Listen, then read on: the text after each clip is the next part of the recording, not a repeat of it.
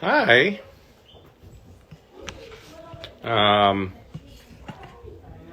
Trying to figure out how to turn on my computer. Okay. Hi. Hi. Good morning, everyone. So I'm just gonna sip on some of my coffee here for a second while I wait for a few folks to join. Happy quarantine Saturday to everyone. I this morning chose my largest cup for coffee because I needed the extra boost. Um, and all right, I'm gonna see if I can find Giles here. Once again, there we go. Oh, there he is.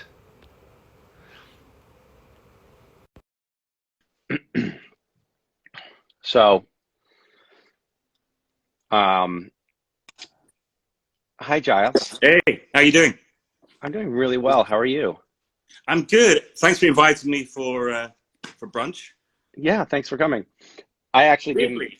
bring any food or. Well, that's the funny thing. You actually made my brunch. Oh, I Uh, did. yeah. You're welcome. Do What? you recognize this? Oh, yes, I do. Yeah, that looks, by the way, incredibly appetizing when you hold it up in the jar like that. What Giles is holding up is some jarred smoked sockeye salmon that we smoked in Alaska this last summer. How is it? How It's rancid good. is it? It's good. And I've got some nice pickles with it, some sourdough toast. So yeah, Great. you actually made me my brunch. Well, that's really, I can't believe that you have waited this long to eat it. And the good news is that botulism usually takes at least a day to set in, so you should be fine for the rest of this. Yeah, I should make it through this whole conversation. um, so, so Giles is in London, and I am in Washington State, and we had been texting a little while back. I think I was complaining to Giles about how I have to do more dishes now than ever before. And he said, I understand your pain. I know exactly what that kind of sacrifice is like because I lost two legs and an arm and had a tracheotomy and was unable to communicate with anyone for a while. So I know exactly what you're going through, Misha. And and that level of empathy and understanding was really inspiring.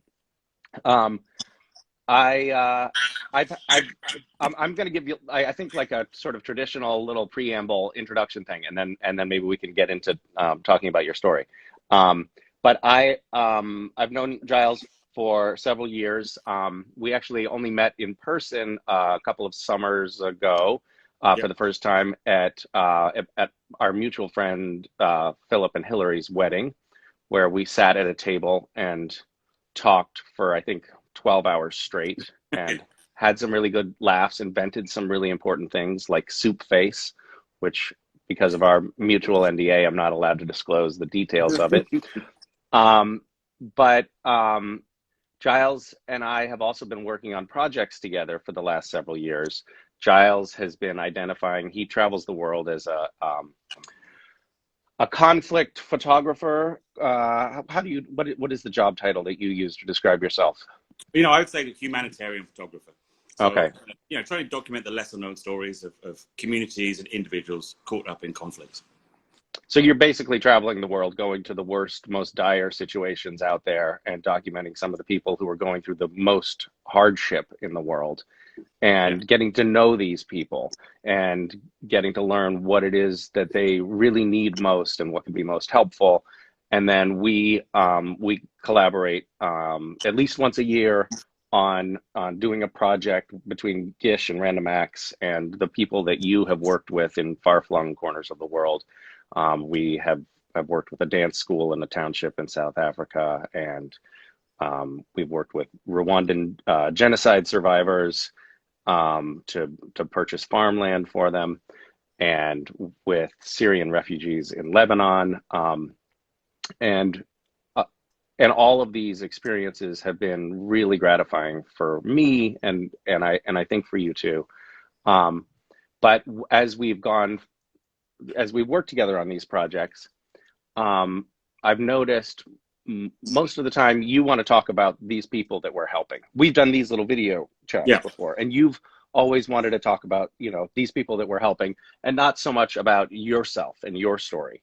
And going into this quarantine and this shelter in place and this sort of global crisis that we're experiencing, um, I think that you sort of realized that you might have some things to share about your experience dealing with um, an isolation of a sort that is at a level that most of us can't even fathom, and how you actually learned a lot of things from your experiences and might be willing to convey some of that, and some of it might actually be useful. I mean, maybe we'll see. We'll see. Um, but so yeah, so maybe if if if it sounds good to you, I don't know if you have another idea for format, but if you could maybe a little bit tell sort of your origin story. You were working as a photographer, documenting musicians, and then you transitioned to do more political photography, right? You were you Yeah. you So I mean, froze for a second. a brief. Okay, so did you. Yeah, great. Okay. Um, so a brief kind of resume of my life. I used to be a fashion photographer. At 18, I got given a camera, and it was like I got given my voice. I'm dyslexic. I was always told I was stupid at school. I had a really tough time. And suddenly when I got given this camera, it's like I could suddenly talk with the world. And I started out photographing bands, musicians, kind of a rock and roll photographer. And I did that for 10 years, and it was great. I loved it. But I always wanted to do something more with the work that I did. So I gave up the fashion photography and then started to work in the humanitarian sector, working for charities, trying to tell these stories that we don't hear so much about. And really, what I wanted to do was try and make sure that these people's voices were heard. There are people, marginalized people all around the world, also in communities that don't have the opportunity, can't reach media. And I could kind of be a bridge between their stories and the people that needed to hear them. And then in 2011, you want to tell us what happened? Yeah, I had a really bad day at work.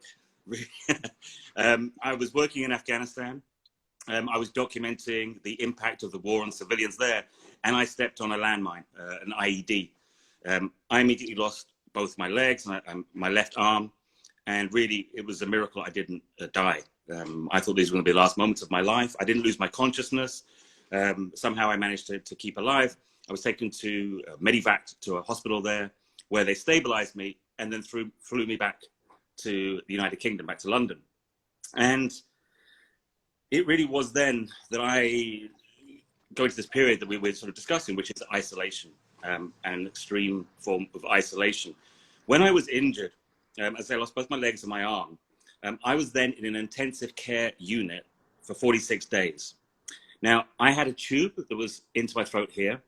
I had another tube that was feeding me, so I couldn't speak. My one remaining hand was broken, so it was in a cast. So it was strapped to my side, and I was quite literally strapped to the bed.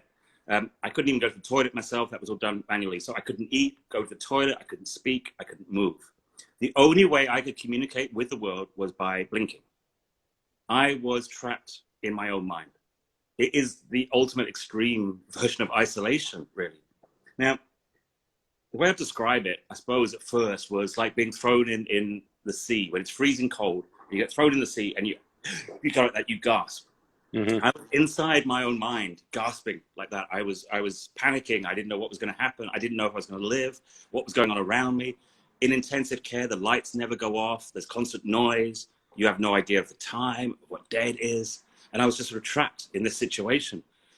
And after a little while, I started to realize that, I couldn't communicate with anyone. I couldn't let people know how I was feeling. The doctors and nurses were amazing, but I had no way of interacting with them. And I knew this was suddenly going to be a long haul. This was not going to be over in a few hours, that I was going to be there for a long time. And I would have to find a way to deal with it, a way to manage it. So I decided I had to kind of create my own world in my mind. And that's the amazing thing. It doesn't matter how isolated we are. It doesn't matter how locked down we are. Nobody can ever control our mind and our imagination. So I said to myself, okay, I need to create a world. I need to create some kind of place of sanctuary in my own mind where I can exist, where I can live within the boundaries of my own sort of mind, and set up a world there. So one of the things I did was what I call 100 portraits before I die. And I had this thought of all these people I wished I'd photographed in the past. And I thought, I wished I'd asked those people, I wished I'd done those portraits. And so I set myself this little project of imagining each one of those photo shoots. Now, as I said, there was no clock, there was no time, so I had no idea how long things were going on. But what I did know is that every so often the nurses would come, and it was a regular interview. They would come and they would take my blood pressure readings and all my bloods. So that was my unit of time. I didn't know how long that period was, but I knew it was regular. Wow. That's how I marked the days. So I would then set myself, and I wouldn't just imagine doing a photo shoot. I wouldn't think, oh, I'm just want to photograph so-and-so, and that's it. No, I would visualize it. So I would imagine the moment I met that person, shook their hand and said hello. The first things I would say to them, I would imagine the lighting that I'd set up in the studio or on location. I would imagine doing the photographs, the camera that I was using, what camera would I use? I would then imagine how the photographs would go. I would then see myself printing those images at the end and the final product. I went through every single detail. Wow. And I did that for all 100 people. And that was how I kept myself kind of sane when all this craziness was going on around me. And you know what's really interesting? I mean, I spent a whole year in hospital, 46 days where I couldn't communicate, another year in hospital, another year recovering where I was in a little bed sit with no kind of interaction with the outside world. I came out of that a better photographer than I started. Even though I didn't take a single photograph in that period, I'm now a better photographer. Everything I do, all my creativity, what I'm able to capture now in my photographs is because of that time when I was trapped in my mind going through those photographs. Because I would do it. I would take a photograph, one portrait, and the next one, I imagined, when the unit of time came, when the nurses came to check and I knew it was the next unit of time, I would think, what did I do wrong the last time? How can I improve that? What can I do differently? I would change the cameras that I was using. I started shooting back on film. I used to shoot digitally. I went back to shooting on film. I moved back to black and white. I started lighting differently. And that's the work that I do now. So there's a difference between the work just before I got injured and the work that I do now. And that all developed in my mind. Now, I know that's an extreme version of isolation. And this is not about comparing one person's experience to another. Each one of us is going through our own challenges. But what I want to say is that it doesn't matter how extreme it gets. Something positive can still come out of it. Mm-hmm. How, can I ask, how many of those 100 people have you photographed since coming out? A few of them. It was again, one of the things that I thought about afterwards or at the time was, this was something I wanted to do in my life, these people I wanted to photograph. And I was like lying in this bubble. I was thinking to myself, why did I never bother to ask them? Why did I never call them? Why did I never try?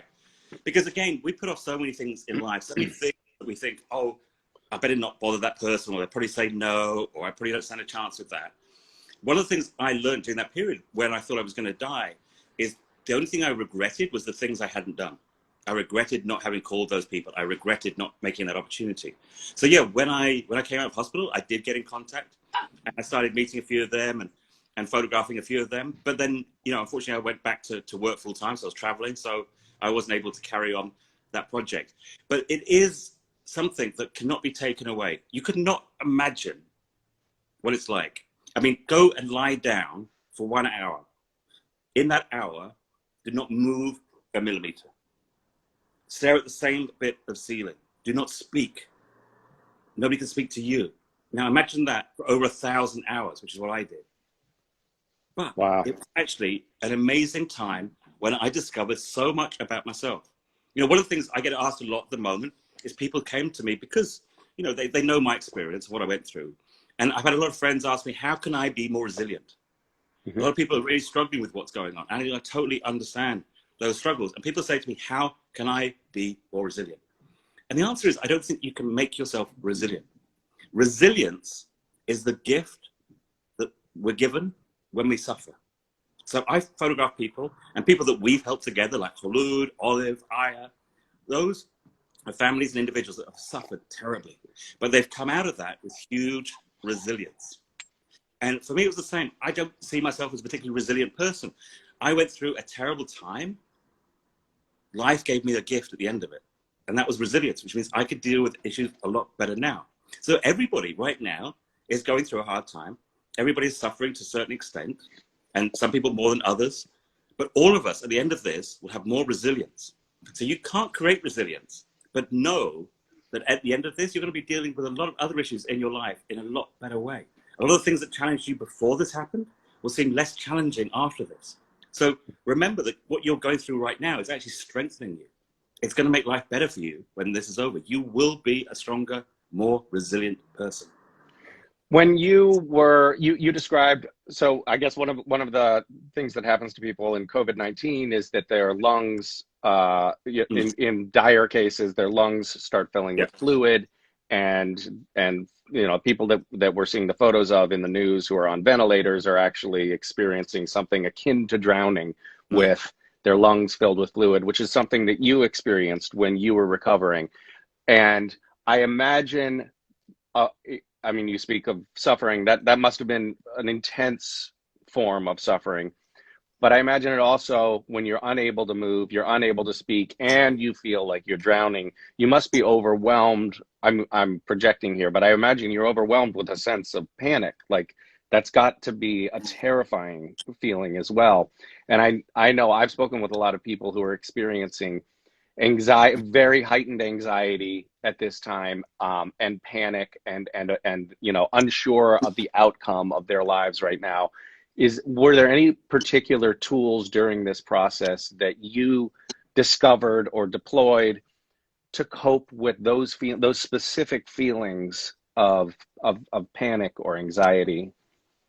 Yeah, I mean, I it's hard for me at the moment with everything that's going on because of that experience of having been on a ventilator. I know exactly what is happening to the people in hospitals around the world right now, and that kind of connection and empathy of realizing what they're going through. But I'll be honest as well, it creates a fear in me. I've been there. I know what that's like. I have very vulnerable lungs now because of what I went through. If I get sick, it would be very difficult for me. So I have anxiety, and I understand everybody feeling that way. When I got actually blown up, the moment I got blown up, I landed on my side. I could see my legs had gone and my arm was gone, and I probably didn't think I had long to go. And I was in a panic and anxious, as you would be. And something clicked in my mind, and I remember thinking, don't think about things you can't control. Do not think about those things, but think about the one thing you can control. At that moment, the only thing I left that I could control was my breathing. Literally everything else was outside. So you got people running around, people screaming, stuff going on. There were gunshots going off, helicopters flying. It's chaos. But I just went into this very calm place where I said, think about your breathing. And I have this exercise where I imagine a room, and the room is full of mist or fog, and you can hardly see anything in that room. And then as you breathe in, you kind of see that fog and that mist, and it's going into your lungs, and you feel it filling your lungs, and the room becomes clear, and then you exhale again. And it's a very simple exercise, and at the worst moments, that's always the exercise that I would go to in the very, very panicky moments. But in a more general way, as I say, I just realized that I would not deal if I was constantly worrying about all these things outside of my control. I didn't know how long I was going to be in hospital. I didn't know what operations the doctors were going to do. I didn't know what procedures they were going to do next to try and keep me alive. But I couldn't think about it because it would overwhelm me. It's the same right now. There is so much going on that's outside of our control. But if we focus all the time on how many people are dying, where it's spreading, how long is this going to last, how long are we going to be locked down, the anxiety will overwhelm you. Mm-hmm. You have to focus on your own space. We're all locked down in different ways. I'm locked down in a flat. I'm lucky I have a lovely flat, but I can control this space. And what I'm doing in that space is making it my home, my safe place, my sort of own environment. I control this in the same way that when I was locked down completely, I controlled what was going on here. So what I would suggest to people is try to not focus too much. I know it's not easy. I'm not saying this is something you can just do overnight. These were exercises that I had to keep repeating and repeating. But try not to think about the things you can't control. Think about the things you can control. You can control what time you get up in the morning. You can control if you're having something to eat. You control, what you do during the day. But don't spend your whole time like watching the news, checking social media, thinking about all these things. Because no matter how much you get anxious about it, no matter how nervous you get about it, you won't affect what's happening. So think about your own space. But I would also say one other thing. There's a lot going on. We're talking now about resilience and creating things and doing things. And I know there's a lot of of people sort of talking about, I'm always posting pictures myself of the stuff I've cooked and what I'm doing.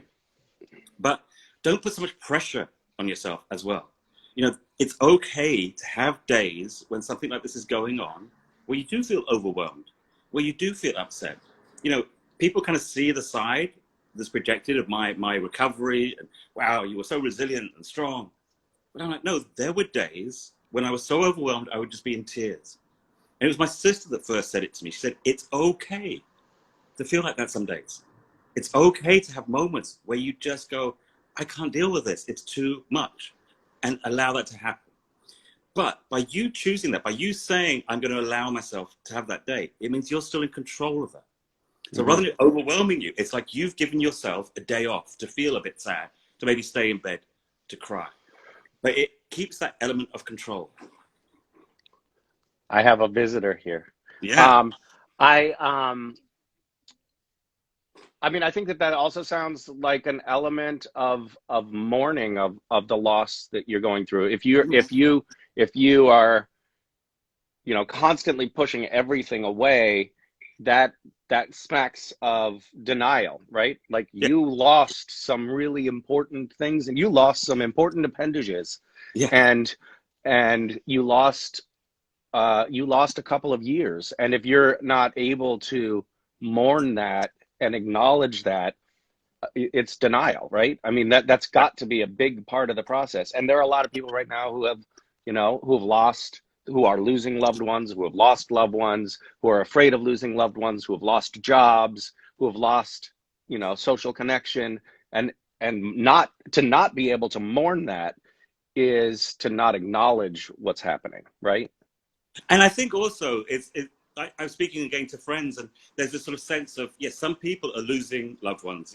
My personal experience, I lost my legs, my arms. So if somebody has lost something, maybe it was like they were going to go on a really special holiday with their family, and that's not happening.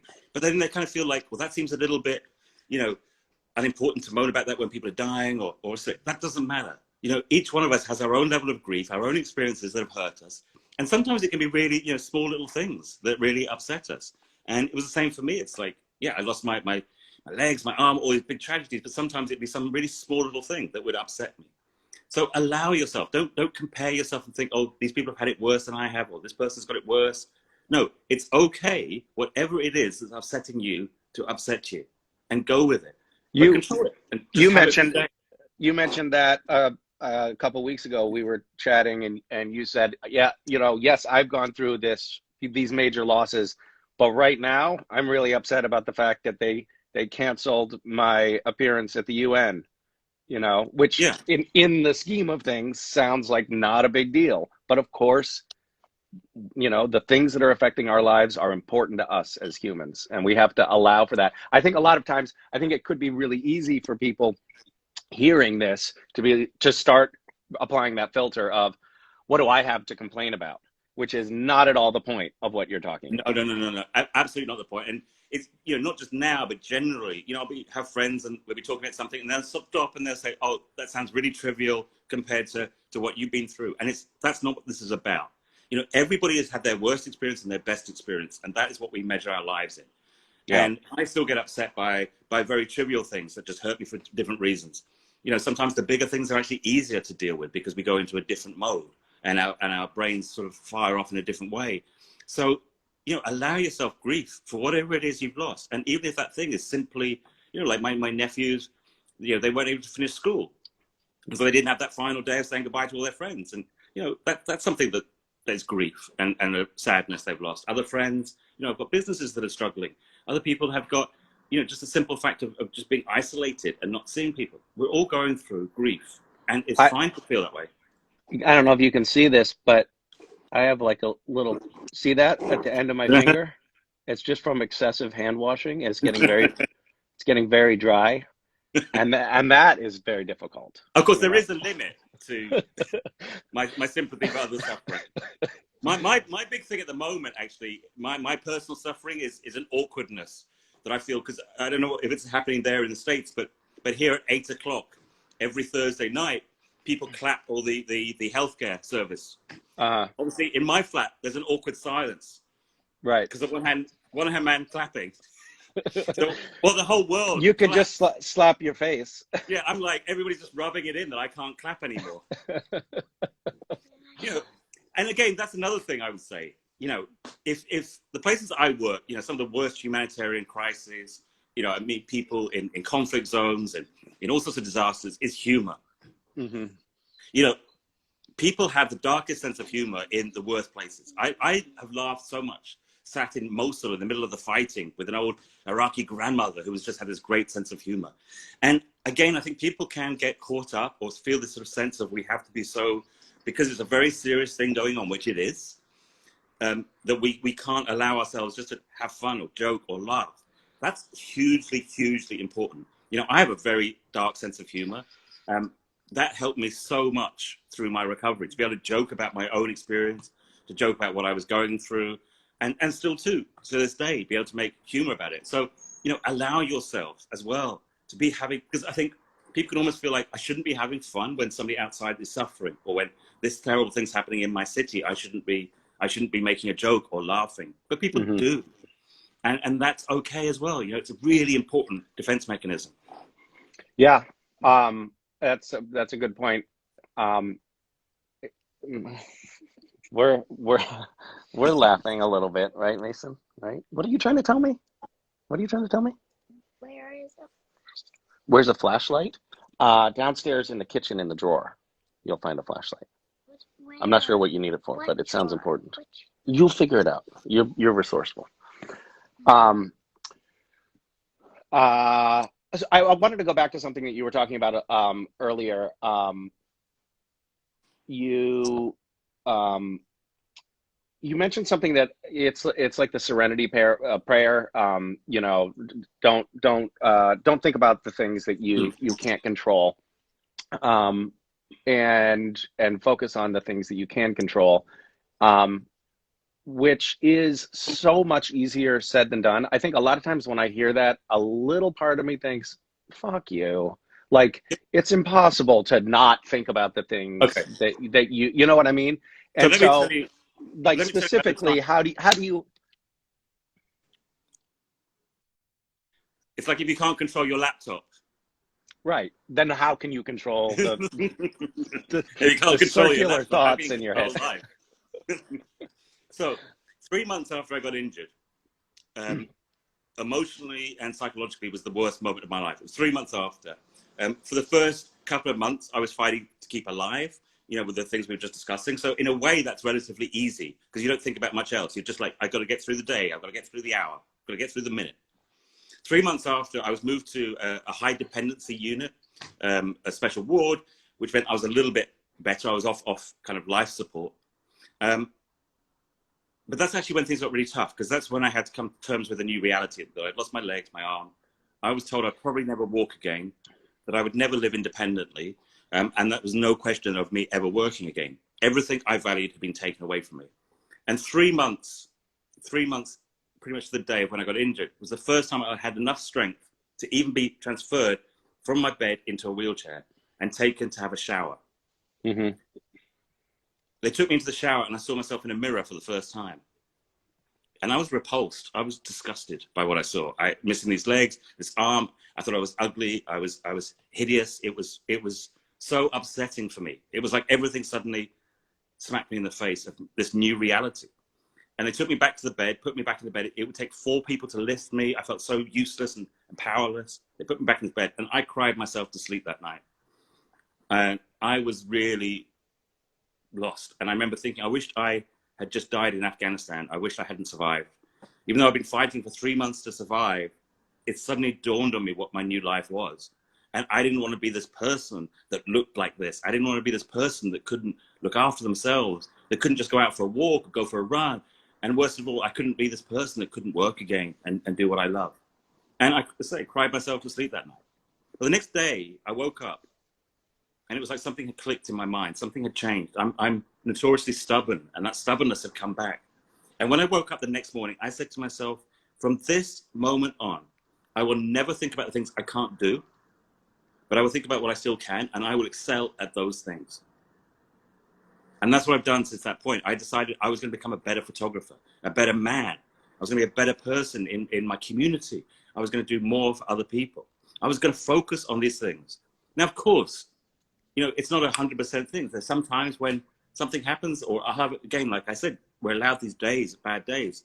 And on those bad days, I'll cry and I think, oh, I wish I could just go for a run. Or I wish I could just go and jump in the sea. I wish I could go and just dance and not think about falling over or worry about all these things. I wish I had a day and I wasn't in pain, whatever it is. But those are only odd moments.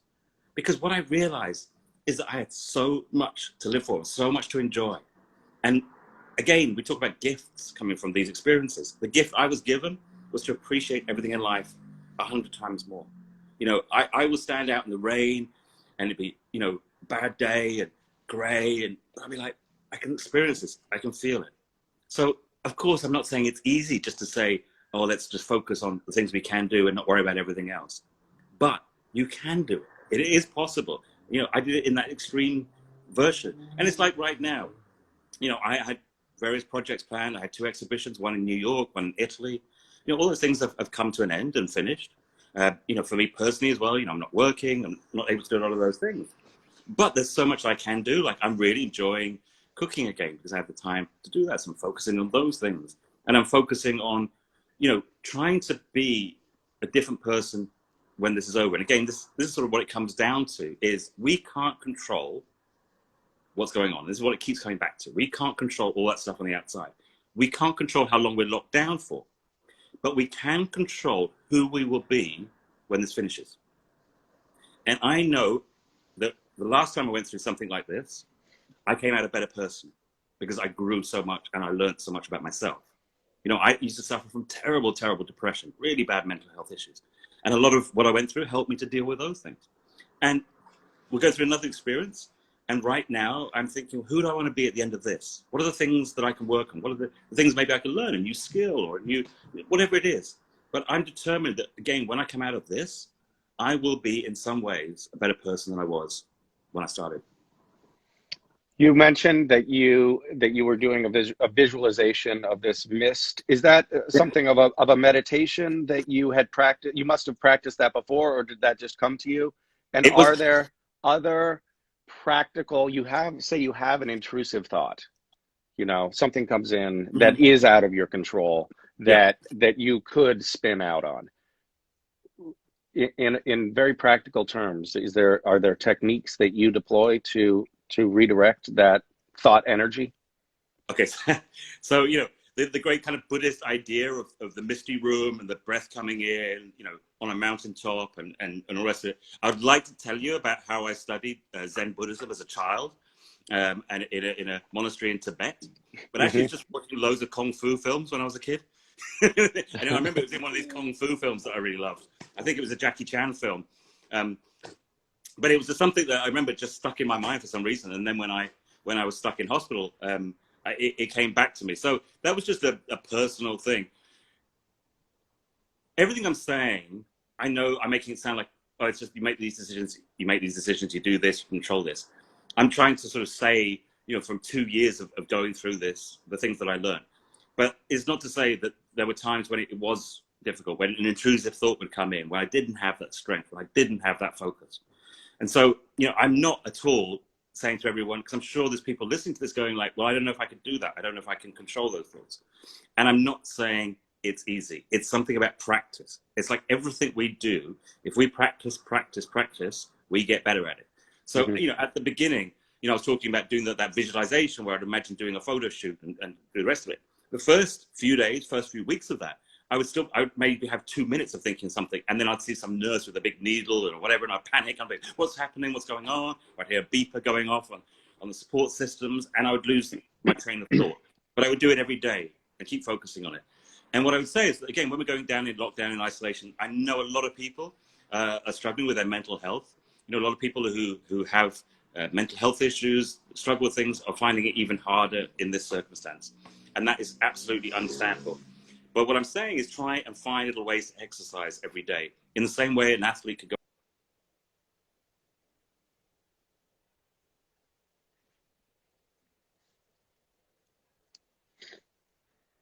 It's just allow yourself maybe half an hour a day to visualize some of the things you want to do when this is over. You know, visualize the friends you want to see. Think about, like I've been cooking meals And I hate being on my own because I love cooking for other people. I'm stuck on my own. But what I do is each meal I make at the moment, I'm making it for somebody else in my mind. So it's like I have a friend who's a nurse. She's in Italy, right in the middle of the worst situation. And I've worked with her in Iraq and Afghanistan. She's having a really tough time. And the other day, she sort of sent me a joking message saying it was driving her crazy seeing all my food posts and the rest of it. So I was like, oh, what's the one meal you're craving? And it's this particular type of pasta from Piedmont. So that's what I'm going to try and make next week. And I'll make it for her. And I imagine doing that. So it's like these little fun exercises as well we can do just to create things. So rather than sit now and have a meal on my own, I'm having a meal with my friend in my imagination. And sometimes I'm calling them and telling them what I've cooked for them. That's lovely. How much of your time would you say you spend visualizing the time that you'll spend with me in the future? There we go. I've done that. Yeah. That So there's another thing that I've noticed about you, which is, and I'm sure that this has plays a major role in your resilience. But you spend a lot of your time and waking life trying to help other people, trying to tell the stories of people who are most affected by conflict, people who are in really dire humanitarian situations. You travel the world, documenting their stories and getting them out there. And I know for myself that when I act compassionately and take a brief reprieve from my selfish MO to do something for someone else, it definitely affects my well-being. How much of that in your life has been a conscious choice, and how much is it just where you have found yourself, if that makes sense? So, in my late 20s, when I gave up the fashion shop, I was in a really bad state with my mental health. I was very, very depressed, to the point that the depression would make it that I almost couldn't function in normal life. And I ended up I moved out of London. I got a job in a pub. I was pretty much drinking myself to death as well. I was in a very, very bad state. And I reached a point where I actually thought I didn't want to go on with life, and pretty much reached rock bottom. And something at that moment kicked in again in the subconscious. And I got a job as a care worker, as a support worker for somebody with very severe autism. And it was a weird thing to do. I had no connection with that world. I'd never done anything like that before. And something inside me made me do that. I spent 10 years hanging out with fashion models, with rock stars and the rest of it. And suddenly I was doing a job where I was doing one-to-one support with someone who, needed sort of, constant attention and help doing basic things like making tea or anything. And I can honestly say it was the first time in my life I felt happy. And a lot of people couldn't understand it. I'd gone from having this amazing life of hanging out with movie stars and getting paid a stupid amount of money, traveling the world. And here I was doing a job where quite literally you have to wipe somebody's ass, and people say like, what's happened? And I could say, for the first time in my life, I could see the direct and positive impact I had on somebody else's. And it gave me a purpose, and it made my life feel worthwhile when in my own mind, I didn't see any worth in myself, and I always saw myself as worthless. But because I was doing something for someone else, I felt finally like I had some kind of purpose and worth.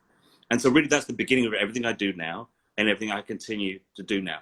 I am a lot better, much, much better than I was in terms of my depression. But the thing that really does keep me going all the time is the desire to help others, to make the impact on other people's lives. So even on the times when I don't really like myself or I'm having problems with that, I can see some glimmer of hope in the fact of I'm able to do things for others. And it's one of the things that's happening now. And, with this crisis, I think, again, getting back to what we've been talking about, not having any element of control of what's happening can be very challenging. We feel like all this is going on, this chaos, and we're just sort of sat at home doing nothing. So I've just been doing small little things to try and help the community. I'm isolated at home. I'm stuck here. But I've managed to set up a little taxi service for some of the nurses and doctors. So we have volunteer drivers. I get phone calls now from I'm like the taxi receptionist. So I get calls at 4 a.m. going, can I book a taxi from the hospital to my home? And I'm like, yeah, love, be with you in 10 minutes and all that. And I get volunteer. But that's helped me to deal with what's going on because I feel in some small way, I mean, I can't, I'm not a doctor, I can't be helping in a really serious way, but maybe I can just make the life a little bit more comfortable for those people who are doing that. And so, that for me is definitely how I deal with a lot of issues in the world, and definitely how I deal with my own mental health issues, is the times when I'm not getting on with myself, I focus on trying to help others. Mm-hmm. That's been one of the frustrating things about this particular moment, is that feeling of having a difficult time figuring out how to help, because the thing that we're supposed to, the main thing that we're all supposed to be doing to help is stay at home and stay away from other people, which really doesn't feel like a major contribution. So I think everybody is sort of looking for little things that they can do, and not everyone can set up a remote taxi No, service in their but living room. but But I think everything we can do, and again, that's one of the reasons why we get a lot of anxiety and stress, is because we feel like we have no control over the situation. It's like, for me, I'm a photographer that's in conflict zones, in really stressful places. I'm always in the action. And now, again, the same, like now I have to sit home quietly when this thing is happening all around me. I feel completely powerless from that. But it's the very small things that we can do that have a little impact. Like we have in the building where I live, there's an elderly lady who lives on the top floor. She's in her 80s. She's got a bad hip. It's very easy just to reach out to her and say, is there anything we can get you? Some shopping. I can speak to the other neighbors. We can make sure that you've always got the things you need. It's a very small gesture, but in some ways it helps. What I didn't expect is her to then ask for 6 liters of sherry. That's a lot of sherry. I know. I mean, that's genuinely what she asked for. And I was like, okay, I didn't expect that. I was going to kind of get, I thought she's a little old lady. She's going to want 6 liters of sherry. She knows how she's going to cope with this. Exactly. She's figured it out. She's from the generation that went through World War II. She knows what she's doing. She's been here before. So I'm taking her advice. Well, I'm going to see. There's people posting little comments and questions. I'm going to see if I can. Does anybody have any questions for Giles here? As they scroll past, there's some coming through in Russian. How is your Cyrillic? Yeah. We bought the sherry for it, and then we had it delivered. Good. That question. Good. Yeah. There was a question about the sherry in case you missed it. Yeah, we're doing a public service. Well, if you see a question that scrolls across there, respond to it. I'm gonna just pull up something that you wrote, which I thought was lovely.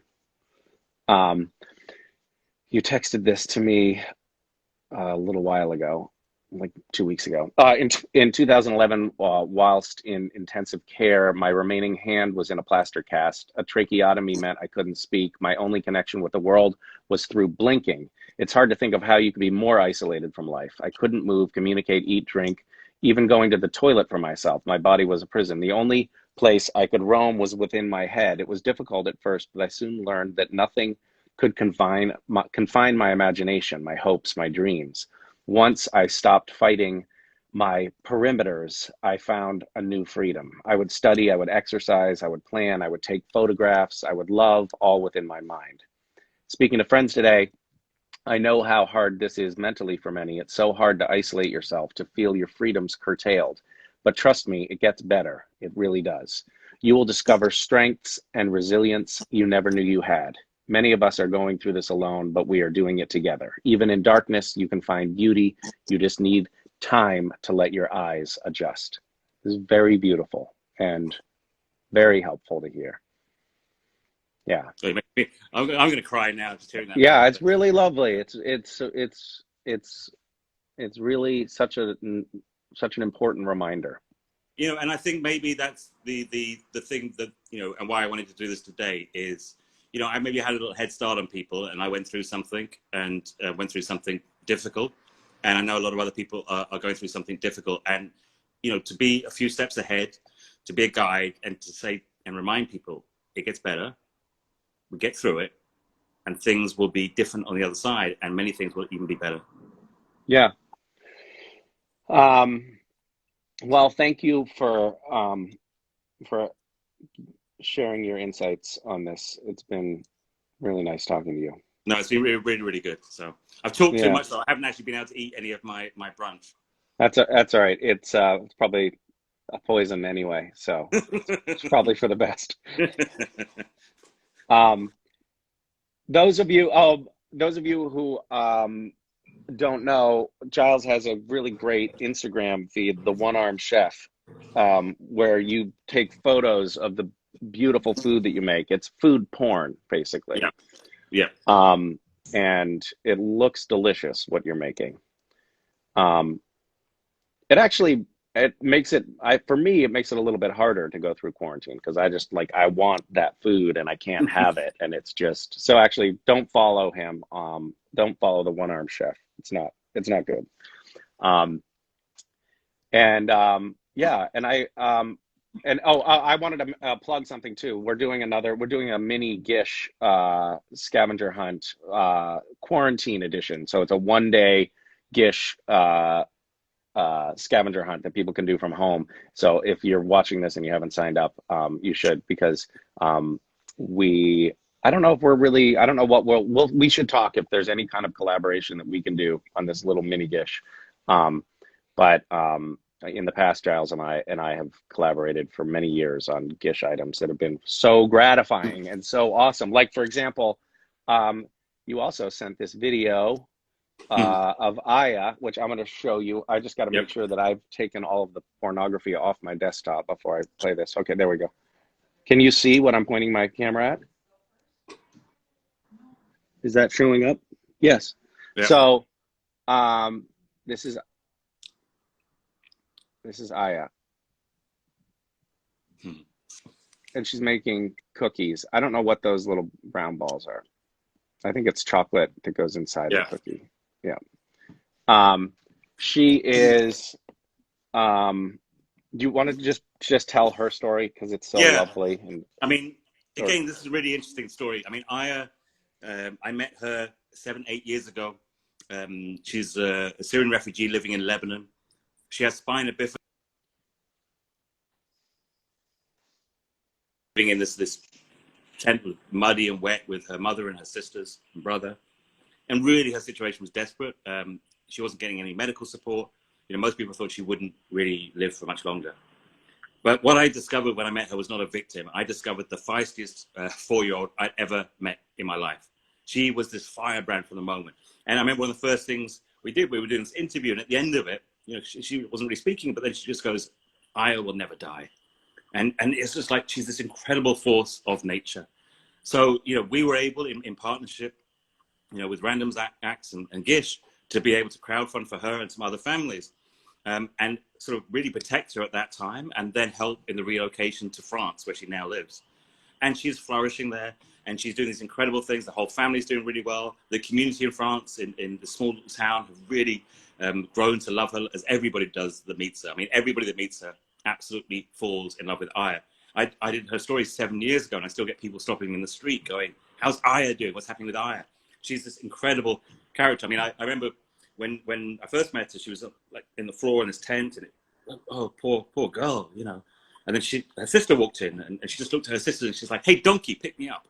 And she got picked up and taken out, and then we'd walk around the refugee camp, and I discovered that Aya didn't just run her family; she ran this whole camp. And she'd be like, somebody with bread, and she'd be like, hey, donkey, give me the bread. And, hey, donkey, give me the water. And everybody did what Aya commanded. I'm going to But start calling my family members donkey. I think that's a yeah, very effective tool. but you know, the really beautiful thing, and very, very timely for what's happening. You know, one of the really interesting things that's happening right now with this whole lockdown is, in many ways, we are all trying to work together to protect some of the most vulnerable in our communities. And I remember talking to Aya's parents. This was before they got relocated, and even in that terrible situation, to a certain extent, their situation was made more challenging because of Aya. You know, they couldn't travel so easily, they couldn't do certain things, but they always referred to her as their blessing. And they said Aya, in their darkest time, was what kept their family together. And so even when they lived in this tent, in the mud and the wet and the rain, they always referred to Aya as their blessing. And then the great irony, or not irony, but the amazing thing, was that because of Aya's condition, the whole family was relocated to France. And so years later, it turned out, and they were able to say, actually, it was Aya that saved the whole family. Mm-hmm. And so for me, that's a wonderful thing. And they were just an incredible Right, and team. it's probably true. I mean, you also picked up on her particular story because it was so compelling, Yeah, and then we were, able to garner resources because her story was so compelling and because she was such a light. exactly. And not only and her story also helped us raise enough funds to help Many several other families as well, so that this one child actually was the seed for Yes, exactly. Like recovery for a lot of people. there's an amazing girl called Huala, and Huala is again a story about mental health issues. And at 12 years old, she was living as a refugee from Syria in Lebanon, and she tried to commit suicide. She was so distraught by what was happening. She was very vulnerable. She actually thought she was trying to help her mother because she Mm-hmm. thought if there was one less mouth to feed, it might help. She was in a really terrible state when I met her. She was probably about 10 years old. Because of the money that we raised because of Aya's story, one of the people that we're also helping is Huala. And just yesterday, it was her 17th birthday. And she sent me a lovely message. She talked about how well she's doing in school, how positive she is, everything that's going on in her life. And again, it's because of Aya's story. It's because of Gish, because of random acts that people all around the world are really having the opportunity to live their life to its full potential. And that's something that I'm hugely grateful to be part of, and I look forward to being part of that again in the future. Yeah, me too. It's so gratifying to hear those stories and to see these folks that we have partnered with being so in such a good place. Is she And still going to planning to go to med school? yes. Well, I'm still planning to go to med That's school. amazing. Khulud, the woman who's paralyzed, she's living in Holland. And you know what's really funny or lovely at the moment is each morning I wake up and I got WhatsApp messages from Aya's family, from Khulud, from Olive, the woman in Rwanda, all checking in on me, going, how are you doing in this difficult time? And that's the beautiful thing of community. And we were able to help them, and now they're in a position where they want to be able to help us and check in on us. Oh, that's lovely. All right, Giles. Thanks for talking. No, it's been an absolute Really nice pleasure, to as see you. always. Yeah. Thank you. Speak soon. Let's do it again. Okay. Okay. Bye. Bye.